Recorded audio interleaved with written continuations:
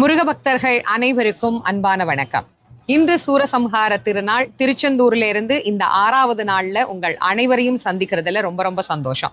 இந்த கந்தசஷ்டி விரதம் இருக்கக்கூடியவர்கள், நீங்க எதை நோக்கி விரதம் இருந்தாலும் சரி, உங்களுடைய பிரார்த்தனை முழுவதுமாக நிறைவேறணும் அப்படின்னு மனமுருகி உள்ளம் உருகி முருகப்பெருமான் கிட்ட உங்களுடைய விண்ணப்பத்தை வைக்க வேண்டிய நாள் இன்றைய தினம்தான்.